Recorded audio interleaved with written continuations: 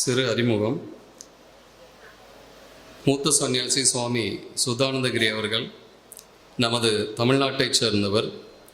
விழுப்புரத்தில் உள்ள அரசு பள்ளியில் பயின்று சென்னை ஐஐடியில் 1975ஆம் ஆண்டு எலக்ட்ரிக்கல் இன்ஜினியர் பட்டம் பெற்றார். பின்னர் மும்பையில் உள்ள பாபா அட்டாமிக் ஆராய்ச்சி மையத்தில் பிளாஸ்மா ஃபிசிக்ஸ் பற்றிய ஆராய்ச்சி செய்யும் குழுவில் ஒருவராக 5 வருடங்கள் பணியாற்றினார். சுவாமிஜி அவர்கள் வாழ்க்கையின் உயரத்தை அடைந்திருந்த பொழுதும் குருதேவரின் பாதை அவரை எப்பொழுதும் ஈர்த்தவாறு இருந்தது. 1980ஆம் ஆண்டு அவரது பணியை பாராட்டும் விதமாக ஆராய்ச்சி பணியில் அவருக்கு ஒரு பணி உயர்வு அவரை தேடி வந்தது. அதே சமயம் YSS ஆசிரமத்தில் இருந்து சன்னியாசியாவதற்கும் அழைக்கப்பட்டார்.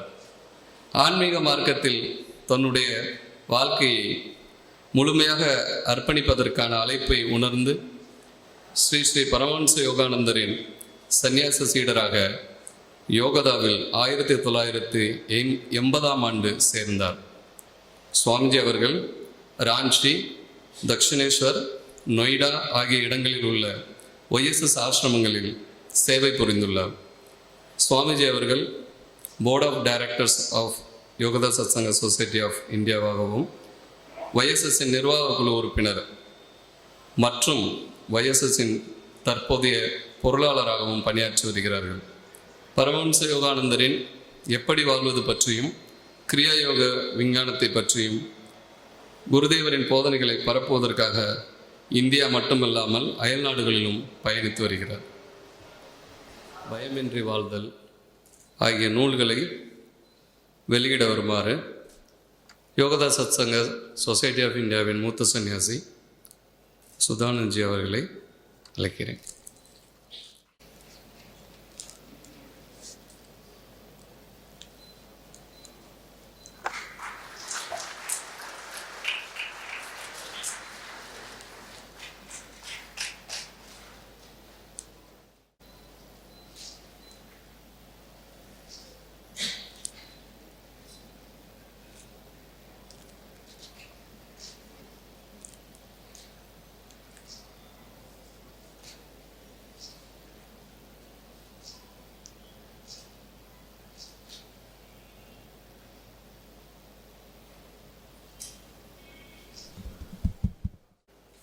கிரியா யோக தியானம் வெற்றி மற்றும் மகிழ்ச்சிக்கான திறவுகோல் என்னும் தலைப்பில் சுவாமிஜியின் உரைகளை நாம் கேட்பதற்கு தயாராகும்.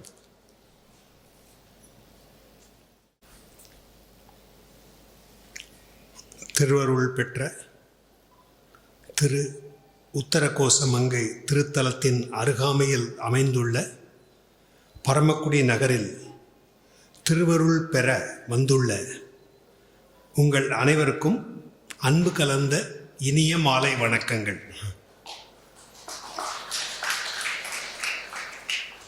முதலில் கண்களை மூடி நெற்றிக் கண்ணின் மேல் கவனத்தை குவித்து நமக்குள் உறையும் இறைவன் மற்றும் இறையருள் பெற்ற மகான்களின் அருள் ஆசிகளை பெற ஓரிரு நிமிடங்கள் அமைதியாக தியானம் செய்வோம்.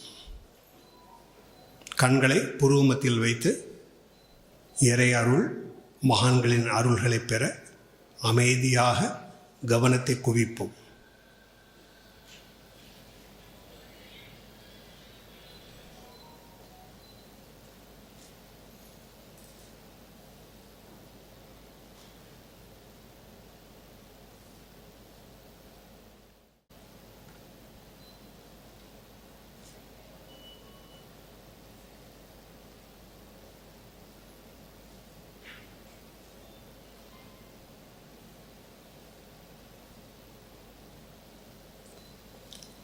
ஓம் சாந்தி சாந்தி சாந்தி.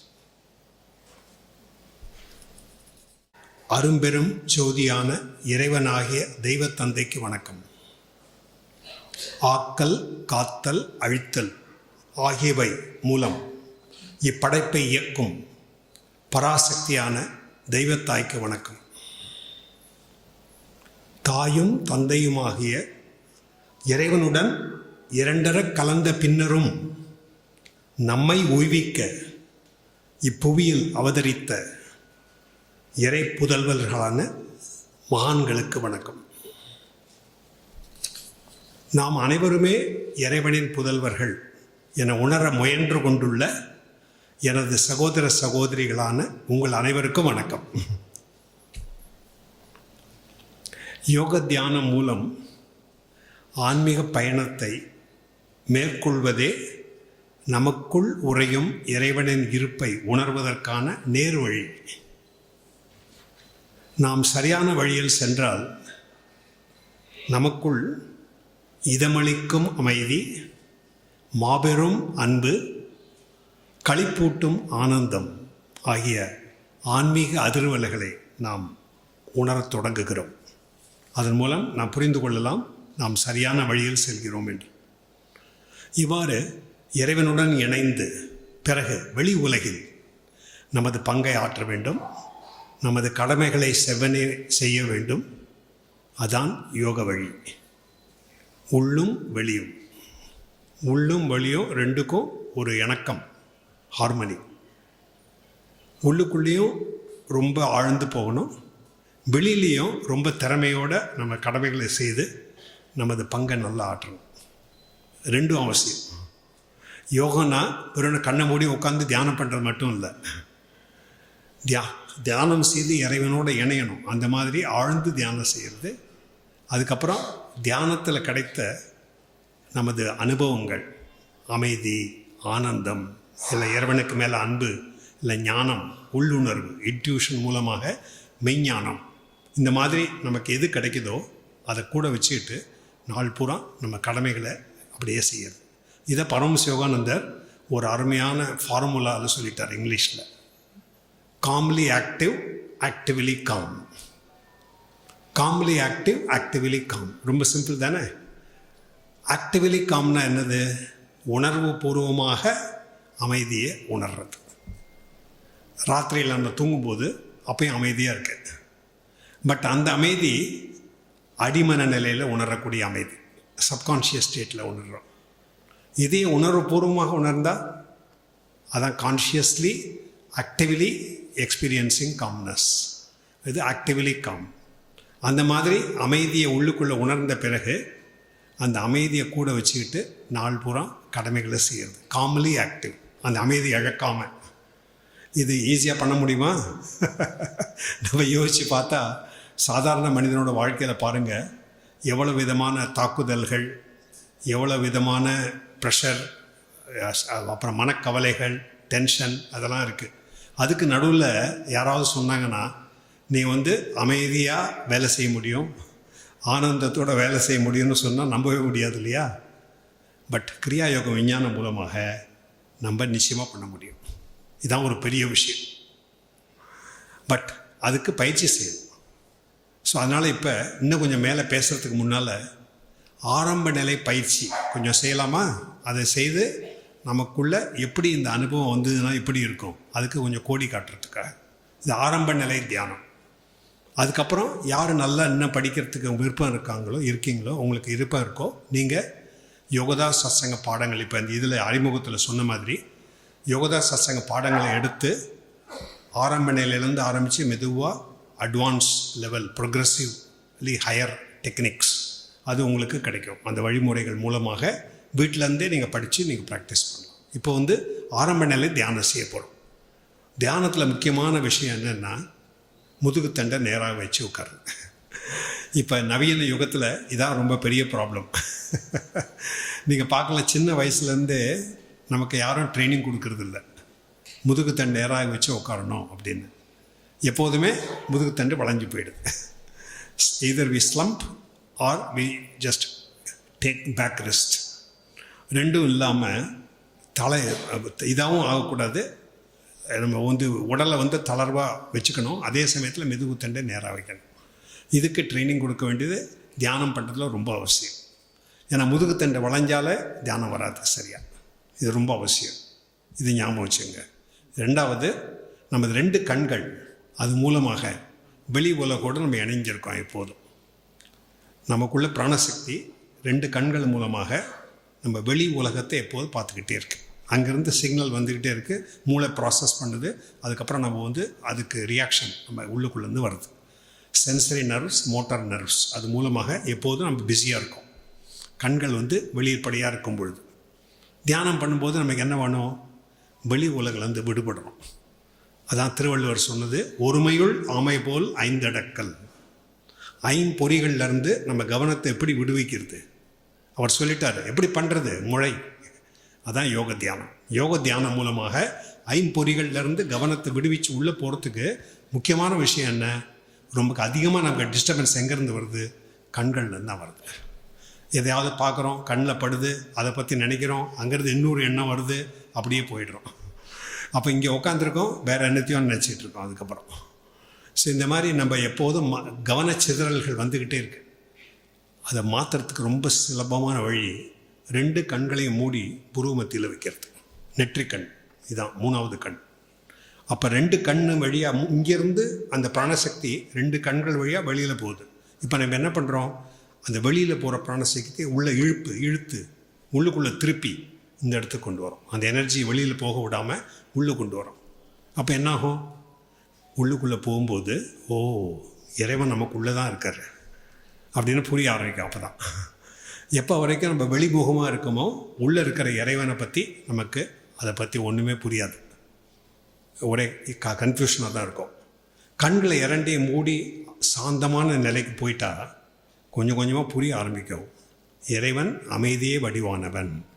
அதுலேயே ஆழ்ந்து போகும்போது இறைவன் ஞான வடிவானவன். அதில் இன்னும் டீப்பாக போகும்போது இறைவன் அன்பே வடிவானவன். அப்புறம் அதை விட இன்னும் டீப்பாக போனால் இறைவன் ஆனந்த வடிவானவன். அதான் கடைசி. இறைவன் தான் ஆனந்தம், அல்ல குறையாத ஆனந்தம். அதான் இறைவன். சச்சிதானந்தம், என்றும் நிலைத்துள்ள எல்லாவற்றையும் உணரும் என்றும் புதிய ஆனந்தம். அதான் இறைவன். நாம் எல்லாரும் யார்? இறைவனோட புதல்வர்கள். இறைவன் எப்படி நம்மளை படைச்சிருக்காரு? அவரோட சாயலில் படைச்சிருக்காரு, அவரோட பிரதிபிம்பத்தில் படைச்சிருக்காரு. அப்படின்னா இறைவனோட குணம் தான் நமது குணம். நம்பவே முடியல இல்லை? நம்ம எல்லாரும் என்ன நினைக்கிறோம்? நான் சாதாரண மனிதன், இறைவன் எங்கேயோ அவர் எல்லா தொல்லைகளுக்கும் விடுபட்டு எப்போதும் ஆனந்தத்தில் இருக்கார். நான் எப்போதும் அடிபட்டுக்கிட்டே இருக்கேன், இன்ப துன்பம் மாறி மாறி வந்துக்கிட்டே இருக்கு. பட் இறைவனோட இணையும் போது இறைவன் மாதிரி நம்ம அந்த நிலைக்கு வந்துடுவோம். திரும்ப நம்ம ஒரிஜினல் நம்மளோட இயற்கையான குணத்துக்கு வந்துடுவோம். இயல்பு, நம்ம இயற்கையான இயல்பு எப்போதும் ஆனந்தத்தில் இருக்குது. இப்போ நம்ம எப்படி இருக்கோம்? செயற்கை நிலையில் இருக்கோம், மனித நிலையில் மாட்டிக்கிட்டு. ஸோ அதுலேருந்து விடுபடுறதுக்கு ரொம்ப சின்ன வழி 2 கண்களையும் இங்கே வைக்கிறது. இது ரொம்ப இம்பார்ட்டண்ட், இது பண்ண வேண்டியது. இதுக்கு ஆரம்பத்தில் இருந்தே யார் ஆரம்பிக்கிறீங்களோ முதல்ல இருந்தே இதுக்கு மேலே கவனம் கொடுங்க. எப்படி 2 கண்களையும் சிரமம் இல்லாமல் இந்த இடத்துல எப்படி குவிக்கிறது. அதான் மேலே தூக்கி கண்களை இங்கே வைக்கணும். டைரெக்டாக இங்கே பண்ண முடிஞ்சுன்னா ரொம்ப நல்லது, சிரமம் இருக்கக்கூடாது. அதுக்காக கொஞ்சம் தூரத்தில் வைங்க. அப்படி 30 டிகிரி 45 டிகிரி ஆங்கிளில் அப்படி வச்சிங்கன்னா அப்போ உங்களுக்கு அவ்வளோ கஷ்டம் வராது. அந்த இடத்துல கண்களை மூடிக்கணும். அதுக்கப்புறம் இது கவனச்சிதறலை முதல்ல மாற்றுறதுக்கு முதல்ல ஃபஸ்ட் பாயிண்ட். ஸோ புருவ மத்தியில் கண்களை வைக்கிறது, முதுகு தண்டு நேராக. அப்புறம் நம்ம இது உடல் தளர்வா. சரி, எல்லாரும் இந்த ஆசன நிலையை எடுத்துங்க. அப்படியே நேராக உட்காருங்க, உடல் தளர்வாக வைங்க, கண்களை புருவ மத்தியில் வைக்கணும். இப்போ கொஞ்ச நேரம் ஆரம்ப நிலை தியானம் செய்ய போகிறோம். அது வரைக்கும் இந்த 3 கண்டிஷனையும் நடுவில் செக் பண்ணிங்க. அதை விடக்கூடாது. உடலை திரும்ப தளர்வு இறுக்கம் வர விடக்கூடாது, முதுகுத்தண்டு வளையக்கூடாது, கண்களை திறக்கக்கூடாது. கண்களை மூடி இந்த இடத்துல வைக்கணும். இல்லை அரைக்கண்ணை வச்சு மூடியும் வைக்கலாம். அரைக்கண் அப்படி வச்சாலும் பரவாயில்ல, ஆனால் கண்கள் கீழே வரக்கூடாது, நிலைச்சிருக்கணும் இங்கேயே. இல்லை கண்களை மூடி இந்த இடத்துல ஃபிக்ஸ் பண்ணிக்கணும். ஸோ இந்த பொசிஷனில் வச்சுக்கிட்டு இப்போ என்ன பண்ண போகிறோன்னா, உடலில் இருக்கிற இறுக்கத்தை இன்னும் குறைக்கிறதுக்காக ஒரு விஞ்ஞான வழிமுறை பரமஹம்ச யோகானந்தர் கொடுத்துருக்காரு. அது என்னன்னா, ரெட்ட சுவாசமாக மூலமாக உடலை முதல்ல தளர்வாக்குறது. வாய் வழியாக சுவாசத்தை வெளியில் விட்டு ஒரு சின்ன சுவாசம், பெரிய சுவாசம், ஒரு சின்னது ஒரு பெருசு, அது பண்ணுங்க பார்க்கலாம். அப்படி உடல் தளர்வாக்கணும். இப்போ மெதுவாக சுவாசத்தை உள்ளே இழுங்க, உடலை இறுக்கமாக்குறது, முட்டி போய் இது போட்டு. இப்போ வாய் வழியாக வேகமாக வெளியில் விட்டுறது, கம்ப்ளீட்டாக உடல் ரிலாக்ஸ் ஆகிடும். இன்னொரு தடவை அப்படி உடலை இறுக்கமாக்குங்க, சுவாசத்தை உள்ளே இழுங்க, நாசிகள் வழியாக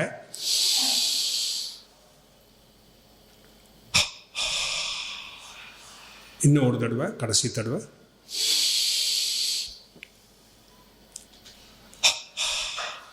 பாருங்கள் எவ்வளோ நல்லா இருக்குன்னு. இறுக்கம் இல்லாமல் இருக்கும் பொழுது ரொம்ப அமைதி வரும் உடனே. இப்போ எளிய சுவாச பயிற்சி. நாசிகள் வழியாக மெதுவாக சுவாசத்தை உள்ளே இழுக்கிறது. ஒரு 8 எண்ணிக்கைக்கு இழுப்போம். அப்புறம் 8 எண்ணிக்கைக்கு நிறுத்தி வைக்கிறது. 8 எண்ணிக்கையில் வாய் வழியாக மெதுவாக வெளியில் விடுறது. ஓகே, நாசிகள் வழியாக உள்ளே இழுங்க மெதுவாக. 1 2 3 4 5 6 7 8. நிறுத்தி வைங்க. 1 2 3 4 5 6 7 8. வாய் வழியாக வெளியில் விடுங்க மெதுவாக. 1 2 3 4 5 6 7 8. திரும்ப சுவாசத்தை உள்ளே இழுங்க. 1 2 3 4 5 6 7 8. நிறுத்தி வைங்க. 1 2 3 4 5 6 7 8. வாய் வழியாக மெதுவாக வெளியில் விடுங்க. 1 2 3 4 5 6 7 8. நீங்களாவே ஒரு தடவை மனசுக்குள்ளேயே எண்ணிக்கிட்டு பண்ணுங்க.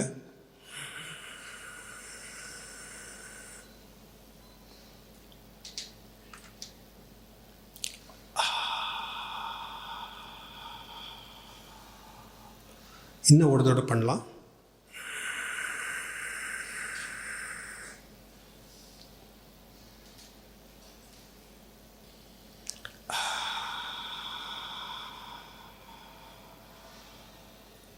இப்போ புருவ இருந்து இப்போ எவ்வளோ அமைதியாக இருக்குது பாருங்கள்.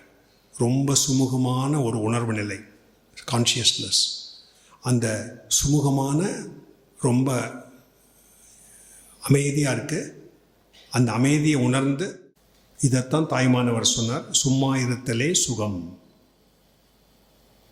புருவமத்தியில் இருக்கணும்னா புருவமத்திய இது தியானத்தினோட ஆரம்ப நிலை. ஒரு நிமிஷம் இருக்கலாம் நம்ம அந்த மாதிரி சலனம் இல்லாத நிலையில், ஆடாமல் அசையாமல் கண்களை அப்படி புருவமத்தியில் வச்சு அமைதியை மட்டும் உணர்ந்து உட்காந்துருக்கும்.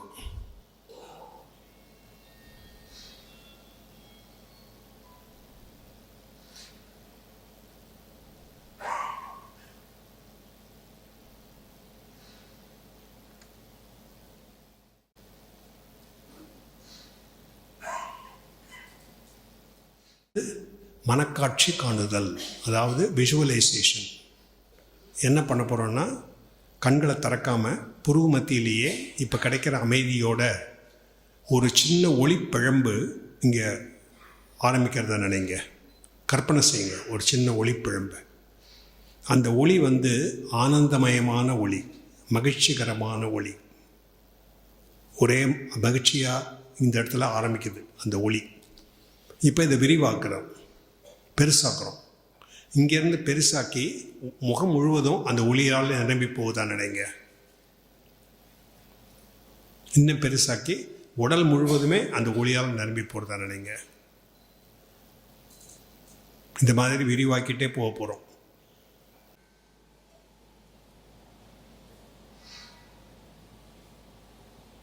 நமது ராமநாதபுரம் மாவட்டம் முழுவதுமே அந்த ஒளியிலே சூழப்பட்டதுடா. இன்னும் பெருசாகி தமிழ்நாடு முழுவதும், இன்னும் பெருசாகி பாரத நாடு முழுவதுமே அந்த ஒளியிலே சூழப்பட்டுள்ளதான் நினைங்க. அந்த ஒளி ஆனந்தமயமான ஒளி. இன்னும் பெருசாக்கி நமது ஆசியா கண்டம், மனத்துக்குள்ளேயே நமது பூமியை ஒரு கோலமாக அப்படியே கற்பனை பண்ணுங்க. அந்த கோலம் பூரா ஒளியிலேயே அப்படியே உள்ளுக்குள்ளேயே இருக்குது, ஒளிக்குள்ளேயே இருக்குது. இன்னும் பெருசாக்கி நமது பூமி மட்டும் இல்லை, மீதி கிரகங்கள், சூரிய மண்டலத்தில் உள்ள கிரகங்கள் எல்லாமே அந்த ஒளியிலேயே சுழன்றுக்கிட்டு இருக்கிறதா நினைங்க. நமது சூரியன் ஒரு நட்சத்திரம். இதே மாதிரி வானவெளியில் நிறைய நட்சத்திரங்கள் இருக்கு இல்லையா?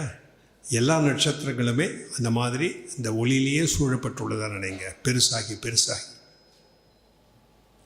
இடது பக்கம் எவ்வளோ தூரம் போனாலும் ஒளியே ஒளி, வலது பக்கம் எவ்வளோ தூரம் போனாலும் ஒளியே ஒளி. மனத்துக்குள்ளே பாருங்கள். அந்த மாதிரி நமக்கு முன்னால் எவ்வளோ தூரம், பின்னால் எவ்வளோ தூரம் போனாலும், மேலே போனாலும் கீழே போனாலும், உள்ளே வெளியே எல்லா திசைகளிலேயும் அந்த ஒளியே பரவி இருக்குது.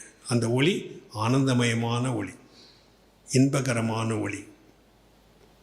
இப்போ கண்களை திறந்து உங்கள் உடல் நீங்கள் நனக்குள்ளே நினச்சிக்கலாம், ஓ நான் இந்த குறுகிய உடல் அல்ல, இறைவன் என்னை ஒளியினால்தான் உருவாக்கி உள்ளார். இறைவனது ஒளி என்று. இதைத்தான் நம்ம இதில் பார்க்குறோம். பிரம்மசூத்திரத்தில் அகம் பிரம்மாஸ்மி, நானும் பரம்பொருளும் ஒன்று. மனதுக்குள்ளே நினச்சிங்க கொஞ்ச நேரம், நானும் பரம்பொருளும் ஒன்று, நானும் மெய்ப்பொருளும் ஒன்று.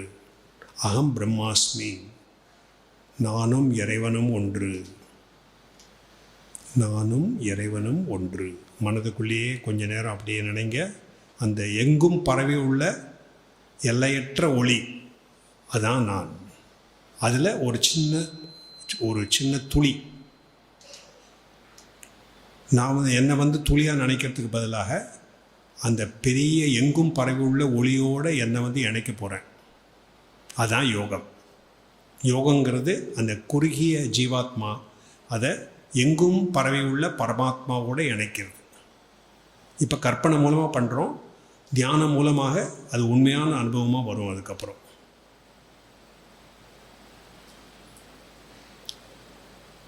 சரி, இங்கே தியானத்தை முடிக்கலாம்.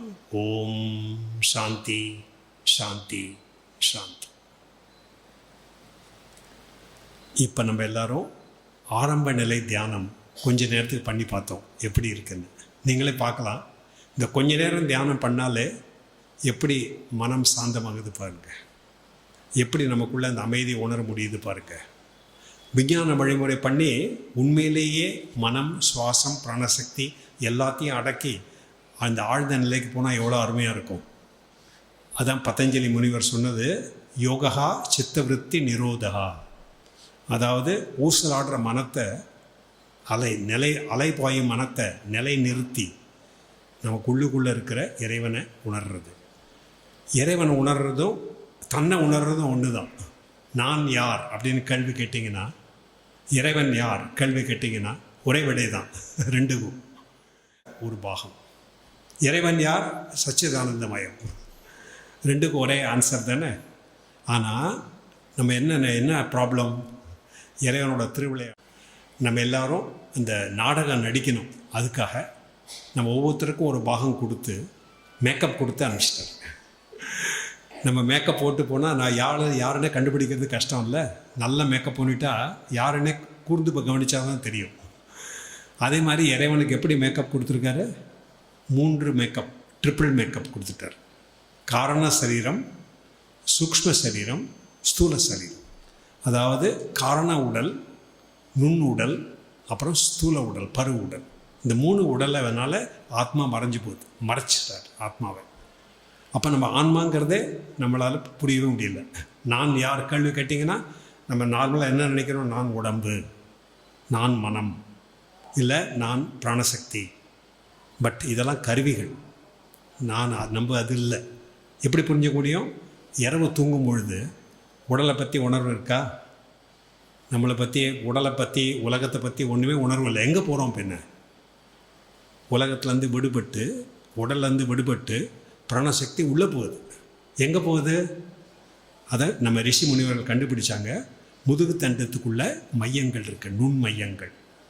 அதான் நம்மளோட நுண் உடல், சூக்ஷ்ம சரீரம். அது எதனால் ஆனது? ஒளியினால் ஆனது.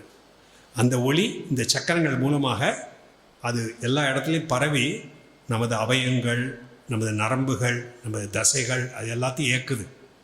அந்த பிராணசக்தியை தான் இயக்குது. அதனால தான் உயிர் போச்சுன்னா என்ன சொல்கிறோம்? பிராணன் போயிடுச்சுன்னு சொல்கிறோம். கரெக்ட் அது. ஏன்னா பிராணசக்தி உடலை இயக்கிறதுக்கு பதிலாக உள்ளே போயிடுது. திரும்பி இங்கேருந்து விடுபட்டு வெளியில் போயிடுச்சுன்னா அதான் ஃபைனல். இந்த உடலை விட்டுட்டோம் இப்போ. பட் தூங்கும்போது டெம்பரரியாக அந்த இடத்துலேருந்து விடுபட்டு உள்ளுக்குள்ளே போகிறோம், இறைவனோட இணையிறோம். நம்ம ரிஷி முனிவர்கள் பார்த்தாங்க, இறைவன் நம்மளுக்கு ஒரு இங்கிதம் கொடுக்குறாரு, சைன். என்ன சைன் கொடுக்குறாரு? ஹிண்ட். பாரு, நான் உனக்காக காட்டுறேன் எப்படின்னு. நான் எங்கே இருக்கேன்? நான் உள்ளுக்குள்ளே இருக்கேன். எப்படி என்னை பிடிக்கிறது? தூக்கத்தில் உனக்கு வழி காட்டுறேன். தூங்கும்போது இந்த உணர்வு நிலை விடுபட்டு உள்ளே போகுது, இறைவனோட இணையிறோம். ஆனால் நமக்கு தெரியல. அது உணர்வுபூர்வமாக பண்ணல அதை. இதையே உணர்வுபூர்வமாக பண்ணுறது அதான் யோக விஞ்ஞானம். புரியுதுல? ரொம்ப சிம்பிள். யோக விஞ்ஞானம்னா உணர்வு, அடிமன உணர்வு நிலையில் இறைவனோடு இணையறம் தூங்கும் பொழுது அப்போ புத்துணர்ச்சி வருது, திரும்ப சார்ஜ் ஆகிடும். டைனமோவோட கனெக்ட் பண்ணால் திரும்ப சார்ஜ் ஆகிடும். மொபைல் ஃபோன் சார்ஜ் பண்ணுற மாதிரி நம்ம இறைவனோட தூங்கும்போது சார்ஜ் ஆகிடும். இதையே தியானம் மூலமாக உணர்வுபூர்வமாக ஏன் சார்ஜ் பண்ணக்கூடாது அப்படின்னா அந்த கேள்வி கேட்டு ரிசர்ச் பண்ணி அது மூலமாக கிடைச்ச வழி அதுதான் யோக விஞ்ஞான வழிமுறை. இப்போ இந்த விரஜானஞ்சி அறிமுகத்தில் சொன்ன மாதிரி இது ஒரு நவீன கலை இல்லை, அது நவீன விஞ்ஞானம் இல்லை, இது பண்டைய புராதன விஞ்ஞானம். அதை பகவான் கிருஷ்ணர் பகவத்கீதையில் 4வது அத்தியாயத்தில் சொல்கிறார். அதாவது அவர் விவஸ்வானுக்கு கொடுத்தாராம், ரொம்ப உயர்ந்த யுகத்தில். விவஸ்வான் அதுக்கப்புறம் மனுக்கு கொடுத்தாரு, மனு ஈஸ்வாவுக்கு கொடுத்தாரு. ஈஸ்வாவுக்கு பரம்பரையாக பல ராஜரிஷிகள், அது எல்லாருக்கும் தெரியும். அதுக்கப்புறம் காலம் மாறும் பொழுது உலகத்துலேருந்து மறைஞ்சு போச்சு கிட்டத்தட்ட. உங்களுக்கெல்லாம் தெரியும் சரியாக, எல்லாருக்குமே கொஞ்சம் கொஞ்சம் ஐடியா இருக்கும் எப்படி காலம் எப்படி மாறுது. கலியுகம், துவாபர யுகம், திரேதா யுகம், சத்தியயுகம். அது போகும்போது அந்த முன்னேற்றம் அதிகமாகிட்டே வருது. நல்ல விஷயம்லாம் நல்லா புரியும், ஞானம் அதிகமாகும், எல்லாத்தையும் புரிஞ்சக்கூடிய சக்தி அதிகமாகும், பல நுண்ணிய விஷயங்கள்லாம் புரியும். மேலே வர வர உயர்ந்த நிலைக்கு வரும்பொழுது அதிகமாக புரிய ஆரம்பிக்கும். அப்புறம் திரும்ப சத்தியயுகத்துலேருந்து திரேதாயுகம், துவாபர யுகம், கலியுகம் கீழே வந்துடும். முந்தின துவாபர யுகத்தில் பகவான் கிருஷ்ணர் அர்ஜுனனுக்கு சொல்கிறார் இது. அதாவது அப்பயே இந்த யோக கலை, யோக விஞ்ஞானம் உலகத்துலேருந்து கிட்டத்தட்ட மறைஞ்சு போச்சுங்கிறார் அர்ஜுனனுக்கு கொடுக்கும்போது. அதுக்கப்புறம் கலியுகம் வந்துருச்சு, கிட்டத்தட்ட மறைஞ்சு போச்சு. அந்த கலியுகம் கீழே அப்புறம் மேலே போகிற கலியுகம் முடிஞ்சு போய் இப்போ நம்ம துவாபர யுகத்தில் மேலே போகிறோம். இதை பற்றி நல்லா தெரிஞ்சுக்கணுன்னா சுவாமி ஸ்ரீ யுக்தேஸ்வர்ஜி, குருஜியோட குரு, அவர் ஒரு சின்ன புத்தகம் எழுதியிருக்காரு, த ஹோலி சயின்ஸ். தமிழாக்கம் பண்ணிக்கிட்டு இருக்கோம், கூடிய சீக்கிரத்தில் கொண்டு வரதுக்கு முயற்சி செய்வோம். பட் இங்கிலீஷில் இருக்குது, ஹிந்தியில் இருக்குது, ஹோலி சயின்ஸ். அதில் யுக்தேஸ்வர்ஜி இது ரொம்ப அழகாக சொல்லியிருக்கார். ஒரிஜினல் மனுஸ்மிருதியிலேருந்து அந்த ஸ்லோகத்தை எடுத்து அதை எப்படி எல்லாரும் நிறைய பேர் தப்பாக வியாக்கியானம் பண்ணுறாங்கன்னு சொல்லிட்டு, உண்மையில் கலியுகங்கிறது 1000 வருஷம், அதுக்கு 100 வருஷம் இந்த சந்தி, அந்த வருஷம் 100 வருஷம், 1200 வருஷம்தான். துவாபர யுகம் 2000, 200, 200, 2400. திரேதாயுகம் 3000, 300, 300, 3600. அப்புறம் சத்தியுகம் 4000, 400, 400, 4800. அது 4 கூட்டினீங்கன்னா 12000 வருஷம். 12000 வருஷத்தில் கீழேருந்து மேலே வரைக்கும் வந்துடுறோம். 112,000 வருஷத்தில் மேலேருந்து கீழே வரும். இப்போ நம்ம கலியுகத்தை முடிச்சுட்டு துவாபர யுகத்தில் மேலே போயிட்டுருக்கோம்.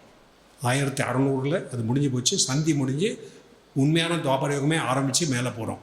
இப்போ நீங்கள் பாருங்கள், விஞ்ஞான கண்டுபிடிப்புகள்லாம் பார்த்தீங்கன்னா ரொம்ப ஆச்சரியமாக இருக்குல்ல. 100 வருஷத்துக்கு முன்னால் நான் படிக்கும்போதே, 50 வருஷத்துக்கு முன்னால் ஐஐடியில் படிக்கும்போதெல்லாம் கம்ப்யூட்டர் எப்படி இருக்கும், இவ்வளோ பெரிய ரூமு சைஸுக்கு பெரிய கம்ப்யூட்டர் இருக்கும் இல்லை, இதில் இவ்வளோ பெரிய சைஸ், அதில் பண்ணுறதுக்கு ரொம்ப முயற்சி செய்து ப்ரோக்ராமிங் எல்லாம் பண்ணோம். இப்போ பாருங்கள், சின்ன வாட்சுக்குள்ளேயே இவ்வளோ பெரிய கம்ப்யூட்டர் எவ்வளோ வேலை செய்யுது பாருங்கள். 50-60 வருஷத்தில் இவ்வளோ கண்டுபிடிப்பு. அணுவை துளைச்சி அதில் இருக்கிற சக்தியை வெளியில் கொண்டு வரத்துக்கு மனிதனுக்கு தெரியுது. இப்போ இங்கேருந்து சந்திரனுக்கு போகிறதுக்கு நமக்கு அந்த திறமையை வந்திருக்கு. இவளெல்லாம் கண்டுபிடிச்சது துவாபர யுகத்தில் மேலே போகிறதுனால இப்போ எல்லாருக்குமே புரிய ஆரம்பிக்குது இதை பற்றி. எனர்ஜினா என்ன, அப்புறம் இதுக்குள்ளே என்ன இருக்குது, உண்மையான அந்த அடிப்படை நிலைக்கு போகும்பொழுது என்ன இருக்குது, அணுக்குள்ளே என்ன இருக்குது, அணுக்குள்ளே பரமாணுக்குள்ளே என்ன இருக்குது, அப்படி மாதிரி கேள்வி கேட்கும்போது நம்ம குவாண்டம் ஃபிசிக்ஸ்லாம் பார்த்திங்கன்னா அடிப்படையில் பார்த்திங்கன்னா வெறும் வைப்ரேஷன் தான் இருக்குது. இதைத்தான் நம்ம யோக சாஸ்திரம் சொல்லுது. நம்ம உலகத்தினோட படைப்பே வைப்ரேஷனில் தான் வந்திருக்கு. இதை பற்றி நீங்கள் யோகாதா சத்சங்க பாடங்களை படித்தீங்கன்னா நல்லா புரிஞ்சுக்கலாம். குருஜி இது ரொம்ப அருமையாக சொல்கிறாரு. இதை நம்ம எளிமையாக நம்மளாம் புரிஞ்சுக்கிற மாதிரி, இல்லைன்னா இவ்வளோ எளிமையாக புரிஞ்சிக்க முடியாது. பரமசிவ யோகானந்தர் எளிய மொழியில் நமக்கெல்லாம் புரிஞ்சிக்கக்கூடிய விதமாக சொல்லிடுறாரு. வைப்ரேஷனில் தான் இந்த பூரா படைப்பை ஆரம்பிக்குது. நாளைக்கு நாளன்னைக்கு 2 நாள் நம்ம கிளாஸ் நடத்த போகிறோம். உங்களுக்கு யாருக்கெல்லாம் இஷ்டம் இருக்கோ, விருப்பம் இருக்கோ, இன்னும் கொஞ்சம் நல்லா படிக்கணுன்னா நீங்கள் யோகதா சத்சங்க பாடம் அதில் ஆரம்பித்து நீங்கள் அட்டென்ட் பண்ணலாம். அதில் அந்த முதல் டெக்னிக், அதாவது சக்தியூட்டும் உடற்பயிற்சி, பிராணசக்தி மூலமாக நம்ம இயங்குறோம் இல்லையா, அந்த பிராணசக்தி எப்படி உடலுக்குள்ளே கொண்டு வருது, அது எப்படி எல்லா இடத்துலையும் சுமூகமாக எப்படி எல்லா இடத்துலையும் கொண்டு போகிறது, அதை ஒரு இணக்கமான சூழ்நிலை எப்படி கொண்டு வருது, அதுக்கான அது டெக்னிக், உயர்ந்த டெக்னிக் அது பிராணாயாம வழி. அது சக்தி ஊட்டும் உடற்பயிற்சி. அப்புறம் ஹாங்ஸா டெக்னிக், அது மனத்தை ஒருமுகப்படுத்தக்கூடிய சக்தி. அதுக்கான விதிமுறை, விஞ்ஞான விதிமுறை, அதை உபயோகித்து ஓடுற மனதை ஒரு நிலையாக்குறது. அதுக்கப்புறம் மனத்தை உள்ளே திருப்பி, ஒருநிலைப்பட்ட மனத்தை உள்ளே திருப்பி தியானம் மூலமாக எங்கும் நிறைந்துள்ள நாத பிரம்மம், அதாவது அதுக்கப்புறம் இது 3 பண்ணிவிட்டு ரெடி ஆகிட்டா 9 மாதம் மாதிரி இந்த மாதிரி டெக்னிக்லாம் பண்ணி ப்ராக்டிஸ் பண்ணதுக்கப்புறம் கிரியா யோகம் யாருக்கு இஷ்டம் இருக்கோ தீட்சை வாங்கிக்கலாம். அதுக்கப்புறம் கிரியா யோக தீட்சை. 4வது கிரியா யோகத்தில் என்ன பண்ணுறோம், இப்போ நான் முதல்ல சொன்னேன்ல, தூங்கும்போது என்ன நடக்குது, அதே மாதிரி வெளியில் ஓடுற பிராணசக்தியை முதுகு தண்டுக்குள்ளே கொண்டு வந்து நுண் மையங்கள் மூலமாக மேலே கீழே கொண்டு போகும்போது நமது முதுகுத்தண்டு ஒரு காந்த சக்தி உள்ளதாக மாறும். அது காந்த சக்தி உள்ளதாக மாறிச்சுன்னா பவர்ஃபுல் மேக்னெட். அப்போ வெளியில் போடுற கரண்ட்டை உள்ளே இழுக்குது எல்லாம். அந்த பிராணசக்தியை கண்ட்ரோல் பண்ணி மனதை நீங்கள் அடக்க முயற்சி செய்தீங்கன்னா நிறைய வெற்றி கிடைக்கும். அப்படியே உட்காந்து கண்ணை 1000 மடங்கு அதிகமாக அதனோட சக்தி உள்ளதாக இருக்கும். அதனால தான் இந்த யோக தியானம் பண்ணிவிட்டு அதுக்கப்புறம் நீங்கள் இறைவன்ட்டு எந்த வழியில் நம்ம இறை திட்டத்தின்படி எப்படி வாழ்க்கையை நடத்துறது, அதுக்கு நம்ம வழிகாட்டுதல் இறைவன்ட்டு கிடைக்கும். அப்போ 2 பர்பஸும் சர்வாது. ஒன்று, கண்ணை மூடி தியானம் செய்து இந்த பிராணசக்தி உள்ளுக்குள்ளே கொண்டு வந்து இறைவனோட இருப்பை உணர்தல் ஃபஸ்ட்.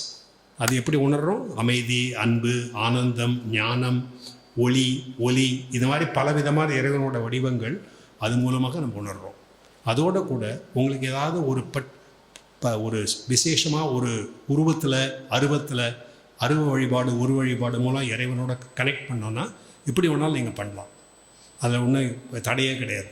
நீங்கள் எந்த மதத்தை சேர்ந்தாலும் சரி, உங்களுக்கு எந்த விதமான இறைவன் மேலே உங்களுக்கு கருத்து இருந்தாலும் சரி, எல்லாருக்கும் பொருந்தக்கூடிய, எல்லாருக்கும் பொதுவான யோக விஞ்ஞானம். இது எல்லாருமே பண்ணலாம் இதை.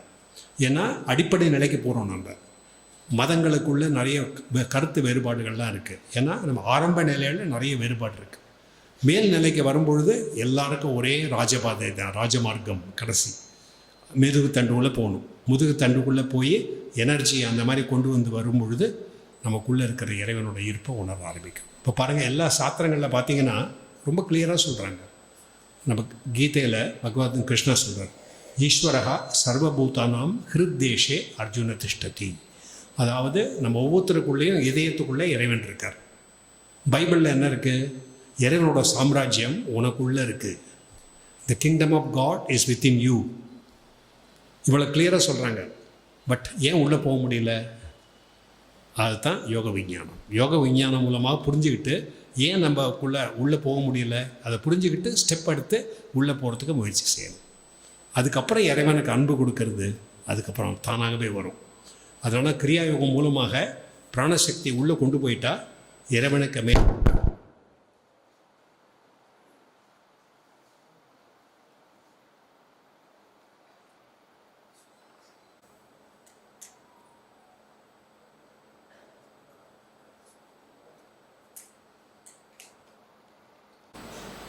நார்மலாக இறைவனுக்கு அன்பு கொடுன்னு எல்லாரும் சொல்கிறாங்க.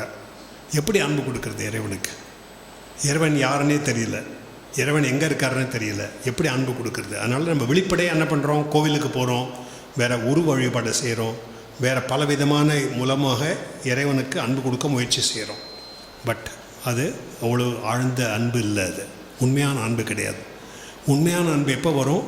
பிராணசக்தியை உள்ளே கொண்டு போய் நம்ம உள்ளுக்குள்ளே போய் இந்த புருவ மத்தியில் நிலைச்சிருந்து அப்போ இதயபூர்வமாக இறைவனுக்கு அன்பு கொடுக்க முடியும். இதுதான் உயர்ந்த அன்பு. அதனால தான் கிரியா யோக விஞ்ஞானமும் இதுவும் சேர்ந்து வேலை செய்யும். பரமஹம்ச யோகானந்தர் இன்னொரு ஃபார்முலா கொடுத்துருக்காரு. Kriya Yoga plus devotion, it works like mathematics, it cannot fail. Kriya Yoga விஞ்ஞானமும் இறைவனுக்கு மேலே அன்பு ரெண்டும் சேர்ந்து கணிதம் மாதிரி வேலை செய்யும். எப்போயுமே ஃபெயில் ஆகாது. ரொம்ப அருமையாக சொல்லிட்டார்ல, கண்டென்ஸ் பண்ணி சொல்லிட்டார். இன்றைக்கி நீங்கள் வேறு எதுவும் ஞாபகம் வச்சுக்கலன்னா கூட இங்கேருந்து போகும்போது இந்த 2 ஃபார்முலா மட்டும் எடுத்துகிட்டு போங்க. ஒன்று, காம்லி ஆக்டிவ், ஆக்டிவ்லி காம்.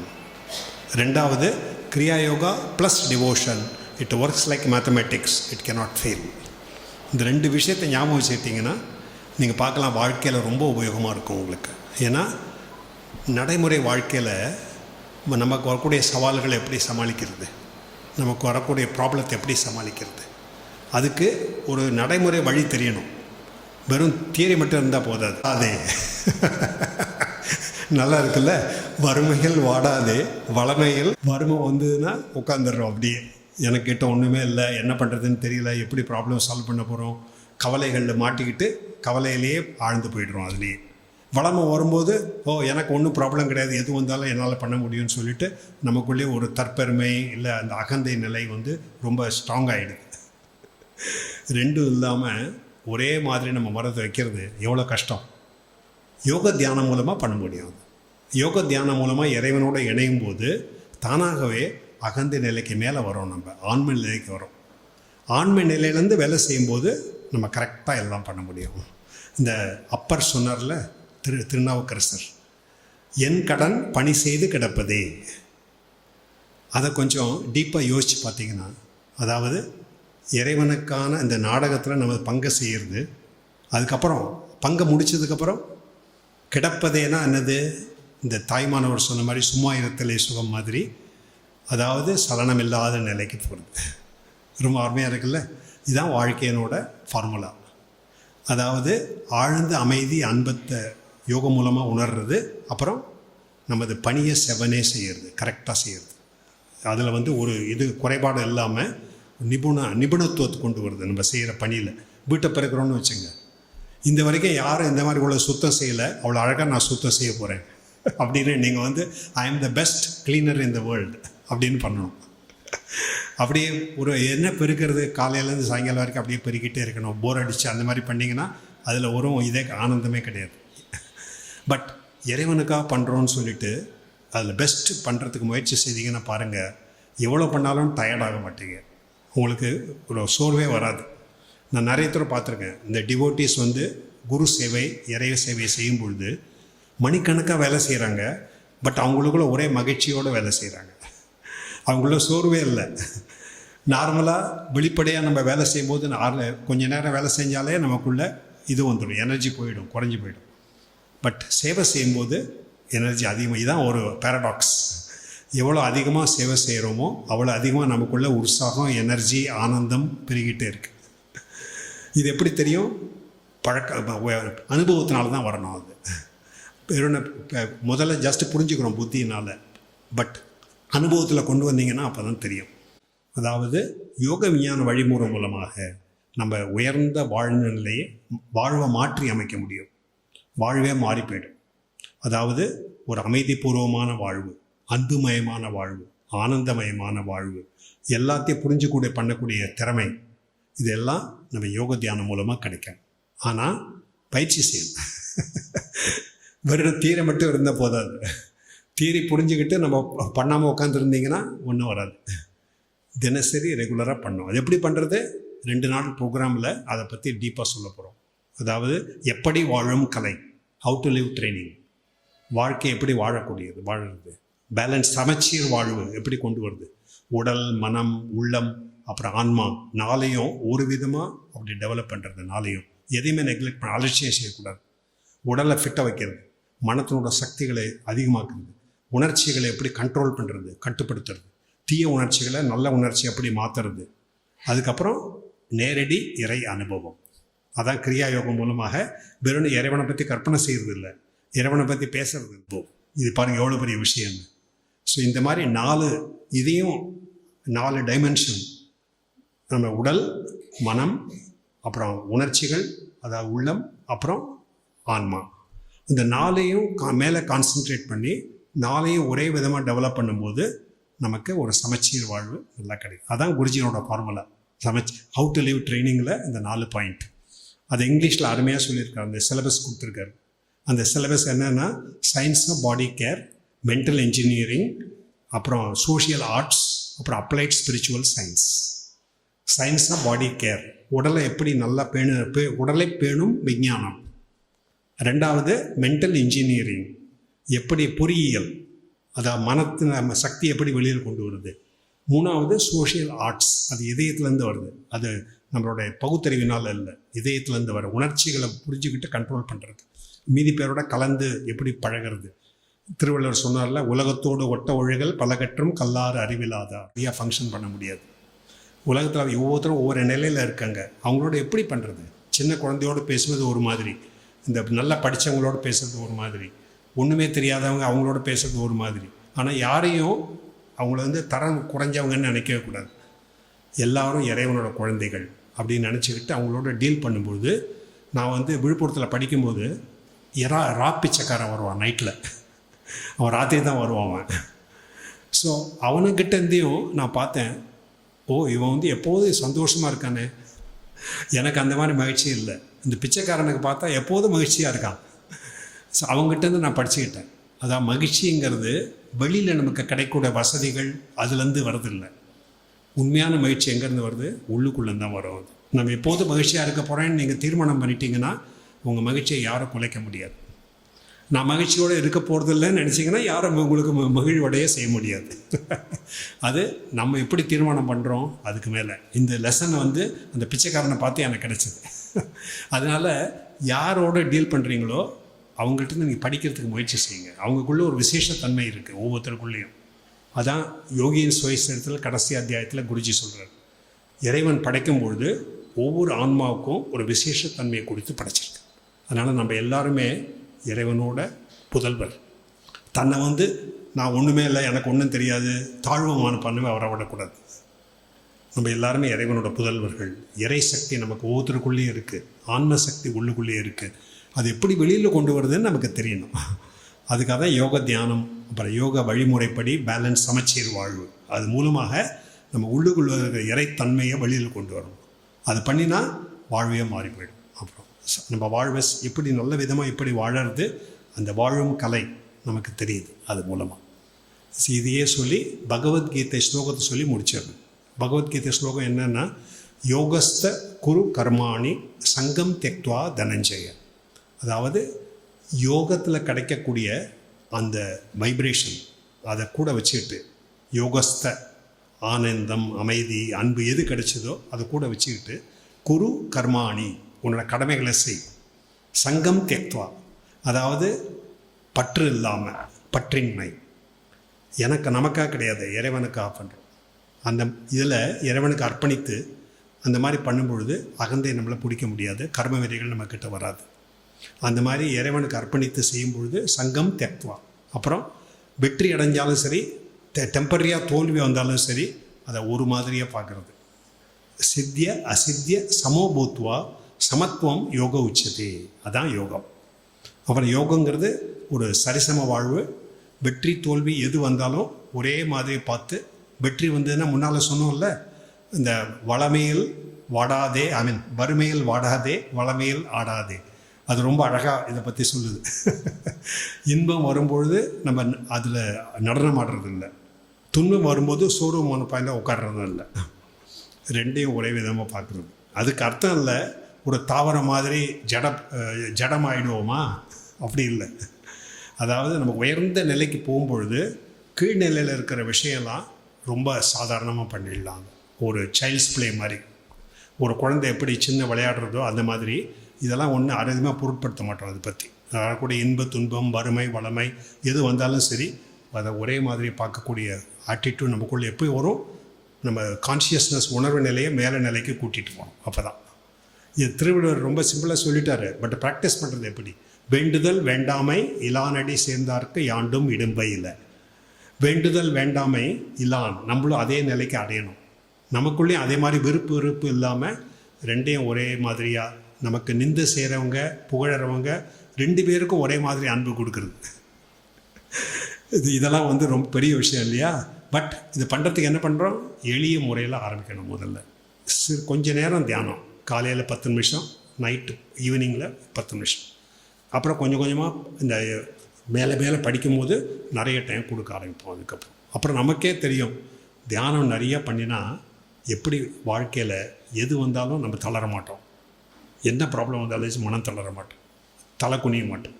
எப்போதும் நிமிர்ந்து நிற்கிறது, எப்போதும் அதை ஃபேஸ் பண்ணுறோம். ரொம்ப அதிகமாக பேசிகிட்டு இருக்க, நிறுத்திடு, போகிறோம். அவரோட ஹிண்ட்டு கொடுக்குறாரு.